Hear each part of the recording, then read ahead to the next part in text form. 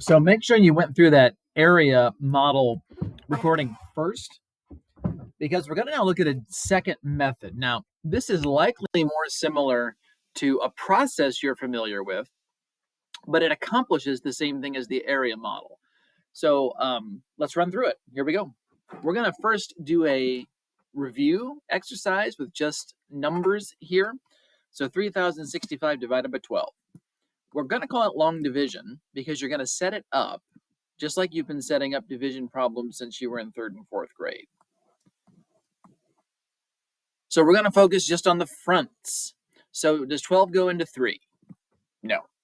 Does 12 go into 30? Well, not evenly, but yeah, 12 goes into 30. How many times? Well, it'll be twice, because 2 12s is 24. 3 12s is 36. That's too much. And then you take these two front numbers and you subtract them. So 30 minus 24 is what, 6? And then you bring down the next number. Yeah, does this all sound familiar? How many times does 12 now go into 66? That's going to be 5 times. 5 times 12 is 60. Subtract. Bring down the next number. 12 goes into 65, also 5 times. Minus 60. 5 minus 0. And then here's our remainder. So we have 255 and 5 what's? Look at your divisor. So 5 twelfths. I'm just going to do a quick check here on my calculator machine. 3065 divided by 12. And sure enough, that works out like it should. So the process. We were focusing just on what was in front. What do you have to multiply this by to be able to take away as much here as you can? Subtract, repeat, subtract, repeat. Now we're going to do that same thing, except with x's and stuff. Now it looks a little nasty, not going to lie. That's why it's going to be super important to keep yourself organized. So here's my divisor, that goes in the front.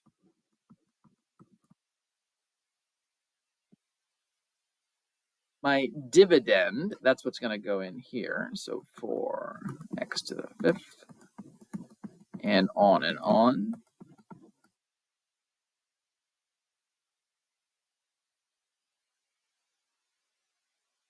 And then divide them. Okay, when we say focus only on the leading terms, what I mean is looking at just what's in front and just what's in front. Now we're going to ask ourselves the exact same question that we did in the area model version. What do you multiply this by to turn it into this? Well, 2 times 2 would give us 4, and x squared times x to the 3rd gives us x to the 5th. And then you're going to do the same thing that we did in the area model. Now take this times all of this stuff. So that's 4x to the 5th. 2 times negative 4 is negative 8x to the 4th. And then minus 2x to the 3rd. Notice how we're lining up 5th power with 5th, 4th with 4th, 3rd with 3rd. Now here's the tricky part. Take the time to put that in parentheses and shove a minus sign in front of it. 4x to the 5th minus 4x to the 5th is 0x to the 5th. That was the whole point. If you end up with x to the 5th there, you've done something wrong. We're going to eliminate a power each time we move down the list. Negative 4 minus negative 8. Now this is getting hard to keep track of. That's why I like to do it this way. Change this to a plus, and then change the signs inside. Subtraction is just adding the opposite. So change it to a plus and switch the signs inside. Negative 4 plus 8, well, that's just 4. Negative 12 plus 2, that's just negative 10. Now we're going to repeat. What do I need to multiply 2x squared by to make it into 4x to the 4th? Well, it's going to be 2, and I need another x to the 2nd. All right, now let's multiply. 2x to the 2nd. 2x squared times negative 4x would be minus 8x to the 3rd. 2x squared times negative 1 is minus 2x squared. Okay, all that goes in parentheses and gets a subtraction in front of it. Now, just to draw the connection between this version and the area model, so this is what that first column would look like in your area box. This now is what your second column would look like in the area box.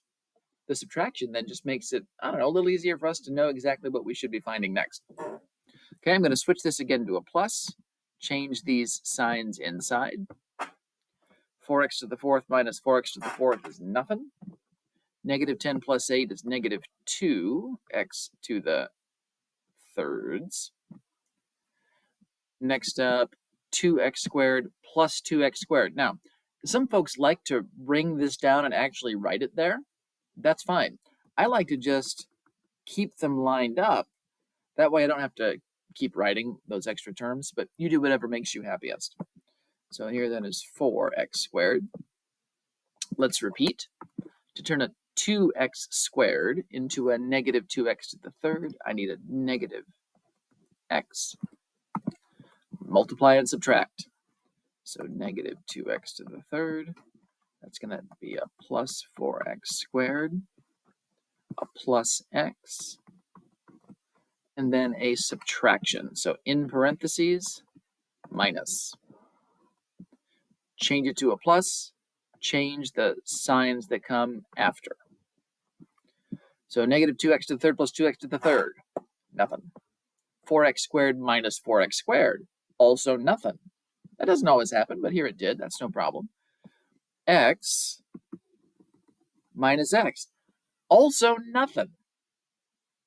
So it just so happens this time that my quadratic and linear terms canceled away. All that's left now to bring down is this 6.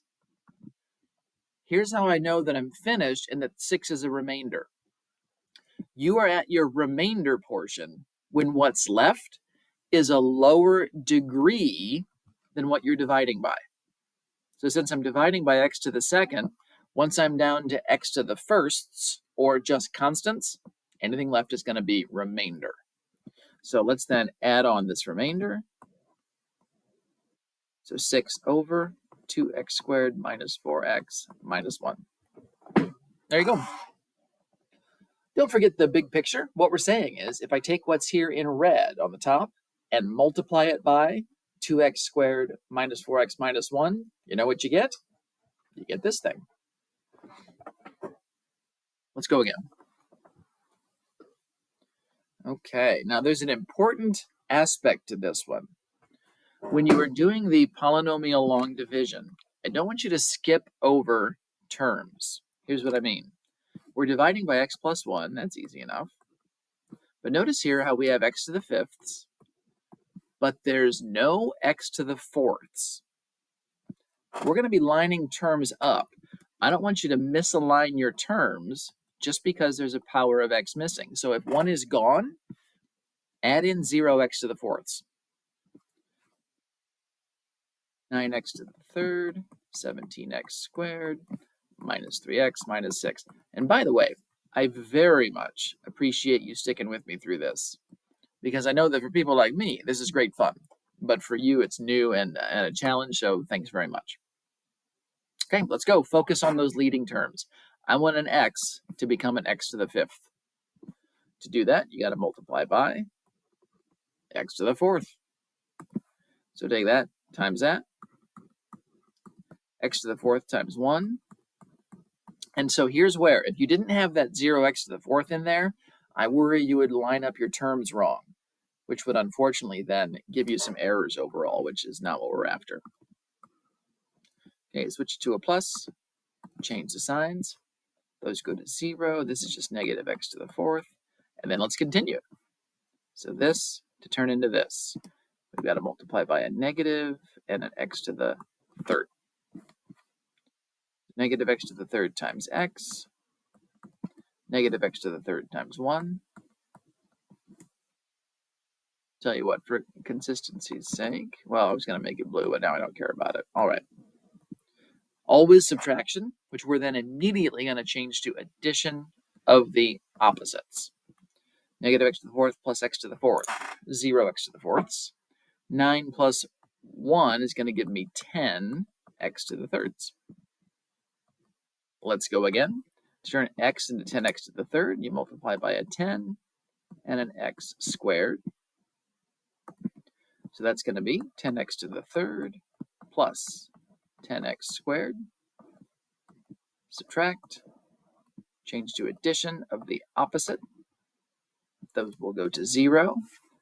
17x squared minus 10x squared is going to leave us with 7x squared. And if it does help you feel better to line these up, that's not a bad idea. And again, if you want to rewrite the term down lower so it's lined up better for you, go nuts. To turn an x into a 7x squared, multiply by a 7 and another x. Okay, so that's 7x squared plus 7x's. Always subtraction, which we will then always change to addition of the opposites. 7x squared minus 7x squared goes to 0. That's the whole point. Negative 3x minus 7x is going to be minus 10x's overall. To turn an x into a minus 10x, you multiply by negative 10. The nice thing about these is you know when you're almost finished because your power keeps going down by 1 every time. So we are in the home stretch. So negative 10 times x, that's negative 10x. Negative 10 times 1 is negative 10. Always a minus, which we will then always change to addition of the opposites. So those go to 0, and negative 6 plus 10 is positive 4. I know that's my remainder because what I'm left with is lower degree than what my divisor is. This is x to the first. This doesn't have any x's. So as far as the remainder goes, add on 4 over x plus 1, and you are all set. Now, this is an equivalent process to that area model. What we're seeing here in each line, these are what would show up in the different columns of your area model chart. I personally like that area model a little better just because it's easier to organize. Some of you might prefer this method. If you do, by all means, use it.